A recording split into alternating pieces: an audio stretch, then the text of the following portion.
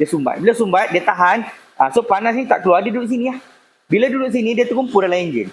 Itu satu minit hari ni. Okey, hari ni saya nak kongsi satu case plate. Case plate ni memang boleh berlaku, cuma kadang-kadang atau jarang orang kena. Okey, case ni bila temperature enjin kita naik, water tank kita naik lah. Ni punca dia. Nampak? Ni contoh sahaja catalytic ni.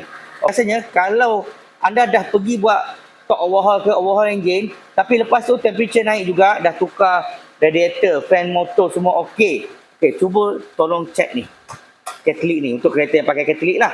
Okey, cuba check sebab dalam ni kalau boleh nampak, dalam ni dia ada jaring. Jaring ni boleh kotor. Boleh kotor dengan karbon sebab dia tapis karbon. So, kalau dia kotor dengan karbon, lama-lama angin panas tu tak boleh keluar.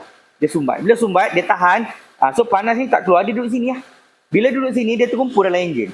Ni saya kena. 2-3 kes saya kena.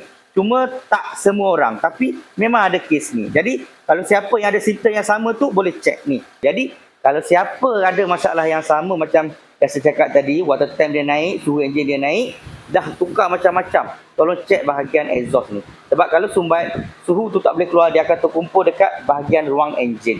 Enjin tu akan semakin panas. So, kalau siapa ada masalah yang sama atau nak cuci catalytic, boleh bawa datang ke Fizi Motorsport Sunway Post. Selamat hari ini, set.